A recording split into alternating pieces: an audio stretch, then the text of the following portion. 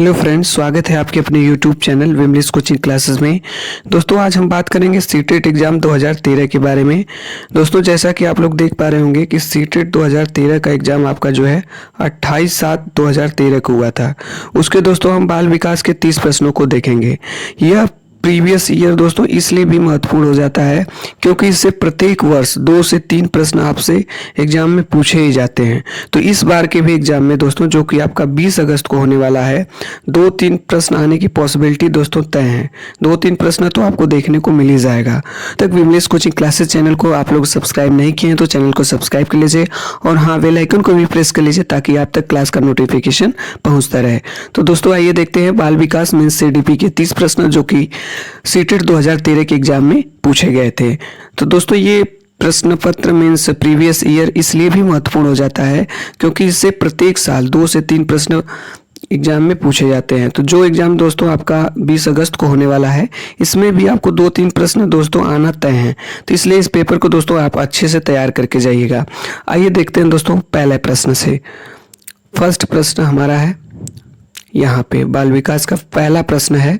हमसे पूछा गया है निम्नलिखित में से कौन सी संज्ञानात्मक क्रिया दी गई सूचना के विश्लेषण के लिए प्रयोग में लाई जाती है। पहला वर्णन करना, दूसरा पहचान करना, तीसरा अंतर करना और चौथा है वर्गीकृत करना।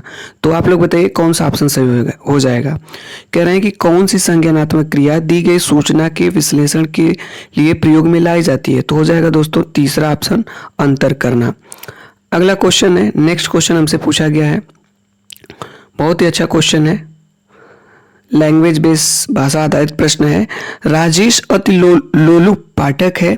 वह अपनी कोर्स की पुस्तकें पढ़ने के अतिरिक्त प्रायः पुस्तकालय जाता है और भिन्न प्रकरणों पर पुस्तकें पढ़ता है। इतना ही नहीं, राजेश भोजन अवकाश में अपने परियोजना कार्य करता है। उसे परीक्षाओं के लिए पढ़ने के लिए अपने शिक्षकों तथा अभिभावकों द्वारा कभी भी कहने की जरूरत नहीं है। वह वास्तव में सीखने का आनंद लेता नजर आता है। उसे खाली स्थान के रूप में सर्वाधिक बेहतर रूप से वर्णित किया जा सकता है। पहला आंतरिक रूप से अभिप्रेरित शिक्षार्थी।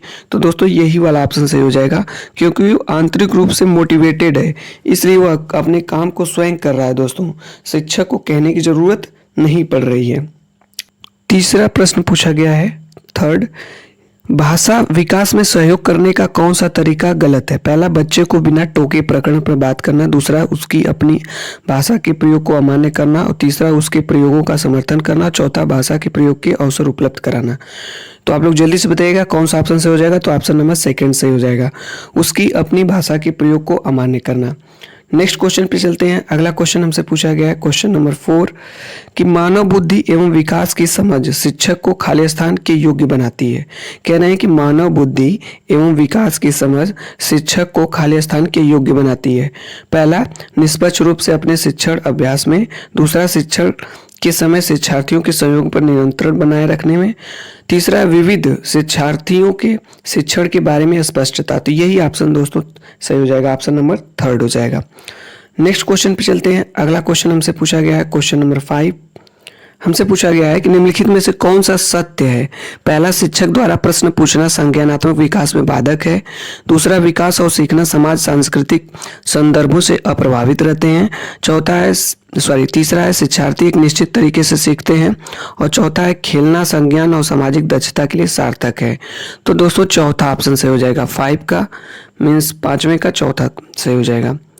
नेक्स्ट क्वेश्चन पे चलते हैं। अगला क्वेश्चन हमसे पूछा गया है, क्वेश्चन नंबर 6, बच्चे के विकास में आनुवंशिकता और वातावरण की भूमिका के बारे में निम्नलिखित में से कौन सा सत्य है। पहला आनुवंशिकता और वातावरण दोनों एक बच्चे के विकास में 50-50% योगदान रखते हैं। उसके बाद दूसरा ऑप्शन है दोस्तों, यहाँ पे देखा जाए दूसरा ऑप्शन है समवयस्कों और पितृ का सापेक्ष योगदान योगात्मक नहीं होता है। तीसरा आनुवंशिकता और वातावरण एक साथ परिचालित नहीं होते हैं और चौथा है हमारा सहज रुझान वातावरण संबंधित हैं जबकि वास्तविक विकास के लिए आनुवंशिकता जरूरी है। तो 6 नंबर का दोस्तों ऑप्शन नंबर आपका कौन सा ऑप्शन सही हो जाएगा, ऑप्शन नंबर 2 हो जाएगा। समवयस्कों और पितृ का सापेक्ष योगदान योगात्मक नहीं होता है। नेक्स्ट क्वेश्चन पे चलते हैं। अगला क्वेश्चन, क्वेश्चन नंबर 7, ये दोस्तों हमसे पूछा गया है क्वेश्चन नंबर 7 पूछा गया है कि समाजीकरण है सामाजिक मानदंडों में परिवर्तन, शिक्षक एवं पढ़ाए गए के बीच संबंध, तीसरा समाज के आधुनिकीकरण की प्रक्रिया, चौथा है समाज के मानदंडों के साथ अनुकूलन। तो दोस्तों समाजीकरण तो है समाज के मानदंडों के साथ अनुकूलन। नेक्स्ट क्वेश्चन पे चलते हैं। क्वेश्चन नंबर 8 ये रहा आपका स्क्रीन पे दोस्तों। हमसे पूछा गया है कि एक पीटी खेल शिक्षक क्रिकेट के खेल में अपने शिक्षार्थियों के क्षेत्ररक्षण को सुधारना चाहता है। निम्न में से कौन से युक्ति शिक्षार्थियों को अपना लक्ष्य प्राप्त करने में सर्वाधिक सहायक है? कौन सा लक्ष्य होगा? जल्दी से बताइएगा दोस्तों। क्वेश्चन नंबर 8 का कौन सा ऑप्शन सही हो जाएगा? ऑप्शन नंबर दोस्तों फर्स्ट सही हो जाएगा, शिक्षार्थियों को क्षेत्ररक्षण का अधिक अभ्यास करवाना। ठीक है, नेक्स्ट क्वेश्चन पे चलते हैं। अगला क्वेश्चन है, बहुत ही अच्छा क्वेश्चन है दोस्तों।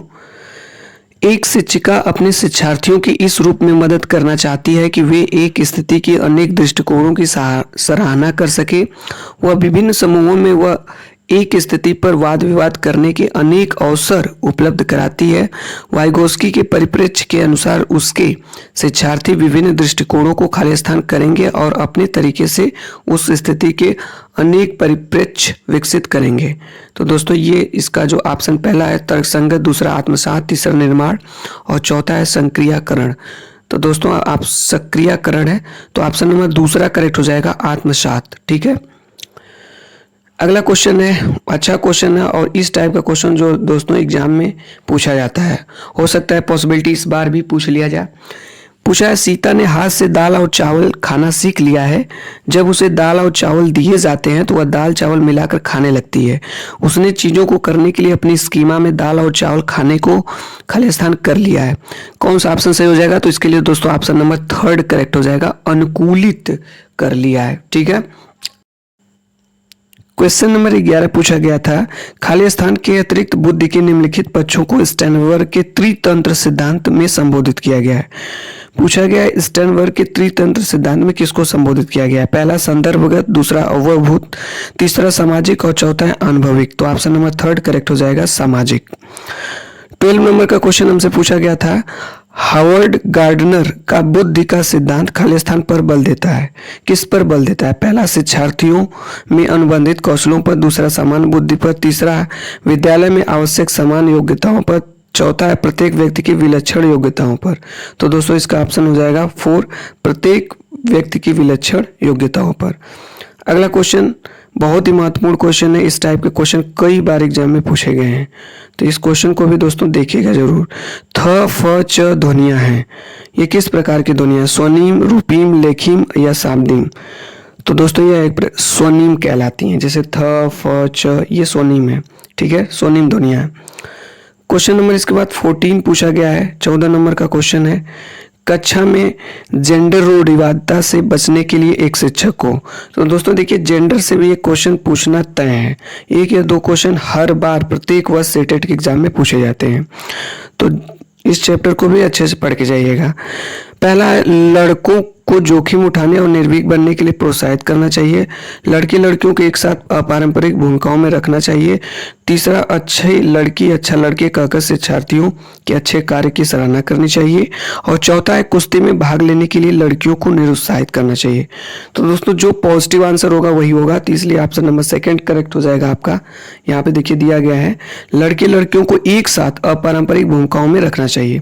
तो 14 मीन्स 14 नंबर का ऑप्शन 2 हो जाएगा, option number second. Question number 15 पूछा गया है हमसे, 15 नंबर का क्वेश्चन पूछा गया है हमसे कि विद्यालयों को किसके लिए वैयक्तिक भिन्नताओं को पूरा करना चाहिए। विद्यालयों को किसके लिए वैयक्तिक भिन्नताओं को पूरा करना चाहिए? पहला, वैयक्तिक शिक्षार्थियों की विशिष्ट होने की अनुभूति कराने के लिए। दूसरा, वैयक्तिक शिक्षार्थियों की मध्य खाई को कम करने के लिए। तीसरा, शिक्षार्थियों के निष्पादन और योग्यता को समान करने के लिए। चौथा, यह समझने के लिए कि क्यों शिक्षार्थी सीखने के योग्य या अयोग्य हैं। तो जल्दी से बताइए दोस्तों 15 नंबर का। तो 15 नंबर का ऑप्शन नंबर 4 हो जाएगा, यह समझने के लिए कि क्यों शिक्षार्थी सीखने के लिए योग्य या अयोग्य हैं। नेक्स्ट क्वेश्चन पे चलते हैं। अगला क्वेश्चन हमारे पास ये रहा 16 नंबर का, शिक्षार्थियों में वैयक्तिक विभिन्नताओं को संबोधित करने के लिए एक विद्यालय किस प्रकार का सहयोग उपलब्ध करवा सकता है। वैयक्तिक विभिन्नताओं, इंडिविजुअल डिफरेंसेस की बात कर रहे हैं। पहला, सभी शिक्षार्थियों के लिए समान स्तर की पाठ्यचर्या का अनुमान करना। दूसरा, बाल केंद्रित पाठ्यचर्या का पालन करना और शिक्षार्थियों को सीखने के अनेक अवसर उपलब्ध कराना। तीसरा आपका है शिक्षार्थियों में वैयक्तिक भिन्नताओं को समाप्त करने के लिए हर संभव उपाय करना। तो दोस्तों इसके लिए ऑप्शन नंबर सेकंड करेक्ट हो जाएगा, बाल केंद्रित पाठ्यचर्या पर पालन करना और शिक्षार्थियों को सीखने के लिए अवसर उपलब्ध कराना। ठीक है, नेक्स्ट क्वेश्चन पे चलते हैं। अगला क्वेश्चन हमसे पूछा गया है 17 नंबर का, पूछा है सतत और व्यापक मूल्यांकन खाली स्थान पर बल देता है, बोर्ड परीक्षाओं की आवश्यकता पर। दूसरा है सीखने को सुनिश्चित करने के लिए व्यापक स्केल पर निरंतर परीक्षण। तीसरा, सीखने को किस प्रकार अवलोकित, रिकॉर्ड और सुधारा जाए इस पर। या चौथा है शिक्षण के साथ परीक्षाओं का सामंजस्य। तो जल्दी से बताइए दोस्तों, सतत और व्यापक मूल्यांकन किस पर बल देता है। तो सतत और व्यापक मूल्यांकन दोस्तों सीखने को किस प्रकार अवलोकित, रिकॉर्ड और सुधारा जाए इस पर बल देता है। तो ऑप्शन नंबर तीसरा सही हो जाएगा। 18 नंबर का क्वेश्चन है दोस्तों, हमसे पूछा गया है कि विद्यालय आधारित आकलन, पहला शिक्षार्थी और शिक्षकों को अगंभीर और लापरवाह बनाता है। दूसरा, शिक्षा बोर्ड की जवाबदेही को कम करता है। और तीसरा, सार्वभौमिक राष्ट्रीय मानकों की प्राप्ति में बाधा उत्पन्न करता है। और चौथा, परिचित वातावरण में अधिक सीखने में सभी शिक्षार्थियों की मदद करता है। तो इसके लिए दोस्तों ऑप्शन नंबर 4 करेक्ट हो जाएगा। जो विद्यालय आधारित आकलन होता है वो परिचित वातावरण में अधिक सीखने में सभी शिक्षार्थियों की मदद करता है। नेक्स्ट क्वेश्चन हमसे पूछा गया है सीखने की तत्परता खाली स्थान की ओर संकेत करती है। पहला, थर्डाइक का तत्परता का नियम। दूसरा, शिक्षार्थियों का सामान्य योग्यता स्तर। तीसरा, सीखने के सातत्य में शिक्षार्थियों का वर्तमान संज्ञानात्मक स्तर। और चौथा है सीखने के कार्य की प्रगति को संतुष्ट करने। तो 19 नंबर का दोस्तों ऑप्शन सही हो जाएगा, ऑप्शन नंबर 3। नेक्स्ट क्वेश्चन पे चलते हैं। क्वेश्चन नंबर 20 हमसे पूछा गया है कि एक शिक्षिका की कक्षा में कुछ शारीरिक विकलांगता वाले बच्चे हैं, निम्नलिखित में से उसके लिए क्या कहना सबसे उचित होगा। सबसे उचित, पहला है पोलियोग्रस्त बच्चे अब एक गाना प्रस्तुत करेंगे। दूसरा है पहिया कुर्सी वाले बच्चे हाल में जाने के लिए अपने समवयस्क साथी बच्चों से मदद ले सकते हैं। तीसरा, शारीरिक रूप से असुविधाग्रस्त बच्चे कक्षा में कोई वैकल्पिक गतिविधि कर सकते हैं। और चौथा है मोहन खेल के मैदान में जाने के लिए आप अपनी वैसाखियों का प्रयोग क्यों नहीं करते। तो ऑप्शन नंबर 3 करेक्ट हो जाएगा दोस्तों।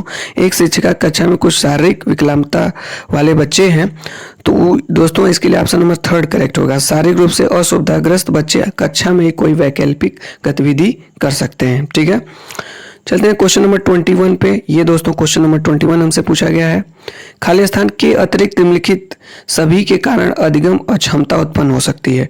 तो दोस्तों हम आपको एक बार फिर से बता देना चाहेंगे कि अधिगम अक्षमता से और आपका जेंडर से 2 क्वेश्चन, जेंडर से और अधिगम अक्षमता से 1-2 क्वेश्चन आना तय है दोस्तों। ठीक है, तो इसको बहुत ही अच्छे ढंग से आप देख करके जाइएगा। पहला है सांस्कृतिक कारक, दूसरा है सेरेब्रल डिस्ट्रैक्शन, तीसरा है संवेगात्मक विघ्न, चौथा है व्यवहारगत विघ्न। तो ऑप्शन नंबर 1 करेक्ट हो जाएगा, सांस्कृतिक कारक। ठीक है, नेक्स्ट क्वेश्चन पे चलते हैं। अगला क्वेश्चन हमसे पूछा गया है 22 नंबर का, एक समावेशी विद्यालय खाली स्थान शिक्षार्थियों की निर्योग्यता के अनुसार उनके सीखने की आवश्यकताओं को निर्धारित करता है। दूसरा, शिक्षार्थियों की क्षमताओं की परवाह किए बिना सभी के लिए अधिगम परिणामों को सुधारने के लिए प्रतिबद्ध होता है। और तीसरा है शिक्षार्थियों के मध्य अंतर करता है और विशेष रूप से सक्षम बच्चों के लिए कम चुनौतीपूर्ण उपलब्धि लक्ष्य निर्धारित करता है। चौथा है विशेष रूप से योग्य शिक्षार्थियों के अधिगम परिणामों को सुधारने के लिए विशेष रूप से प्रतिबद्ध होता है। तो जल्दी से बताइए दोस्तों 24 का कौन सा ऑप्शन सही हो जाएगा। 24 का सेकेंड वाला हो जाएगा, शिक्षार्थियों की क्षमताओं की परवाह किए बिना सभी के अधिगम परिणामों को सुधारने के लिए प्रतिबद्ध होता है। समावेशी शिक्षा का ही मतलब होता है दोस्तों सभी के लिए समान शिक्षा, सभी बच्चे हमारे लिए क्या हैं, समान हैं। नेक्स्ट क्वेश्चन पे चलते हैं। अगला क्वेश्चन हमारा है 23 नंबर का, प्रतिभाशाली शिक्षार्थी को पहला है ऑप्शन अधिगम निर्योग नहीं कर सकते हैं। दूसरा, ऐसे सहयोग की आवश्यकता होती है जो सामान्यतः विद्यालयों द्वारा उपलब्ध नहीं कराए जाते हैं। तीसरा, शिक्षक के बिना अपने अध्ययन को व्यवस्थित कर लेते हैं। और चौथा, अन्य शिक्षार्थियों के लिए अच्छे मॉडल बन सकते हैं। तो दोस्तों जो प्रतिभाशाली बालक होते हैं उनको दोस्तों ऐसे सहयोग की आवश्यकता होती है जो सामान्यतः विद्यालयों द्वारा उपलब्ध नहीं कराए जाते हैं। तो 23 का दोस्तों ऑप्शन नंबर 2 करेक्ट हो जाएगा। 24 पे चलते हैं दोस्तों। ये हमारा 24 नंबर का क्वेश्चन है, खाली स्थान के कारण प्रतिभाशालिता होती है। पहला है मनोसामाजिक कारकों, दूसरा है आनुवंशिक रचना, तीसरा है वातावरणीय अभिप्रेरणा, चौथा है बी और सी। का संयोजन। तो जल्दी से बताइए दोस्तों। तो इसके लिए ऑप्शन नंबर 4 करेक्ट हो जाएगा। मीन्स दूसरा और तीसरा, आनुवंशिक रचना और वातावरणीय अभिप्रेरणा जो होती है के कारण प्रतिभाशालिता होती है। नेक्स्ट क्वेश्चन पे चलते हैं। अगला क्वेश्चन हमारे पास है 25 नंबर का। बच्चों में सीखने और सुनने के लिए अधिगम योग्य वातावरण के लिए निम्नलिखित में से कौन सा उपयुक्त है? पहला, शिक्षार्थियों को यह छूट देना कि क्या सीखना और कैसे सीखना है। दूसरा, एक लंबे समय के लिए निष्क्रिय रूप से सुनना। तीसरा, निरंतर गृह कार्य देते रहना। और चौथा है सीखने वाले द्वारा व्यक्तिगत कार्य करना। तो दोस्तों जल्दी से बताइएगा। तो 25 का फर्स्ट हो जाएगा पहला, शिक्षार्थियों को यह छूट देना कि क्या सीखना और कैसे सीखना है। यह दोस्तों बच्चों में सीखने और सुनने के लिए अधिगम योग्य वातावरण के लिए सबसे उपयुक्त है। ठीक है। अगला क्वेश्चन है 26 नंबर का। बहुत ही अच्छा क्वेश्चन है दोस्तों। गतिक कौशलों में अधिगम निर्योग्यता कहलाती है। पहला डिस्फ्रेजिया, दूसरा डिस्प्रेक्सिया, तीसरा डिस्कैलकुलिया और चौथा डिसलेक्सिया। तो अधिगम निर्योग्यता से भी एक क्वेश्चन दोस्तों आना तय है। ठीक है। तो 26 का ऑप्शन नंबर दोस्तों सेकंड हो जाएगा, डिस्प्रेक्सिया। गतिक कौशलों में अधिगम निर्योग्यता से डिस्प्रेक्सिया कहलाती है। ठीक है। अब हम लोग चलते हैं 27 नंबर के क्वेश्चन पे दोस्तों। 27 नंबर का क्वेश्चन ये रहा दोस्तों आपकी स्क्रीन पे। 27 नंबर का क्वेश्चन हमसे पूछा गया है, अधिगम निर्योग्यता। पहला, समुचित निवेश के साथ सुधार योग्य नहीं होती है। दूसरा, एक स्थिर अवस्था है। तीसरा, एक चर अवस्था है। चौथा, जरूरी नहीं है कि कार्य पद्धति की हानि करे। तो ऑप्शन नंबर 3 करेक्ट हो जाएगा, एक चर अवस्था है। ठीक है। नेक्स्ट क्वेश्चन पे चलते हैं। अगले क्वेश्चन पे अगला क्वेश्चन हमारे पास है 28 नंबर का। खाली स्थान के अतिरिक्त निम्नलिखित समस्या समाधान की प्रक्रिया के चरण हैं। पहला है आपका परिणामों की आशा करना। दूसरा, समस्या की पहचान। तीसरा, समस्या का छोटे हिस्सों में बांटना। चौथा है संभावित युक्तियों को खोजना। तो दोस्तों इसके लिए कौन सा ऑप्शन सही हो जाएगा, जल्दी से बताइएगा। तो ऑप्शन नंबर 3 करेक्ट हो जाएगा, तीसरा, समस्या का छोटे हिस्सों में बांटना। आज की क्लास का सेकेंड लास्ट क्वेश्चन है, एक शिक्षक को पहला, व्याख्यान पर अधिक ध्यान देना चाहिए और ज्ञान के लिए आधार उपलब्ध कराना चाहिए। दूसरा, शिक्षार्थियों द्वारा की गई त्रुटियों को एक भयंकर भूल के रूप में लेना चाहिए और प्रत्येक त्रुटि के लिए गंभीर टिप्पणी देनी चाहिए। तीसरा है आपका, शिक्षार्थी कितनी बार गलती करने से बचता है, इसे सफलता की माप के रूप में लेना चाहिए। और चौथा है, जब शिक्षार्थी विचारों को संप्रेषित करने की कोशिश कर रहे हों तो उन्हें ठीक नहीं करना चाहिए। तो 29 का दोस्तों ऑप्शन नंबर 4 करेक्ट हो जाएगा, चौथा। क्वेश्चन नंबर 13 हमसे पूछा गया है कि सीमा परीक्षा में A+ ग्रेड प्राप्त करने के लिए अति इच्छुक है। जब वह परीक्षा भवन में दाखिल होती है तथा परीक्षा प्रारंभ होती है, वह अत्यधिक नर्वस हो जाती है, उसके पांव ठंडे पड़ जाते हैं, उसके हृदय की धड़कन बहुत तेज हो जाती है और वह उचित तरीके से उत्तर नहीं दे पाती है। इसका मुख्य कारण हो सकता है। तो दोस्तों इसका जो मुख्य कारण है वह पहला ही हो जाएगा, शायद वह अकस्मात संवेगात्मक आवेग का सामना नहीं कर सकती है।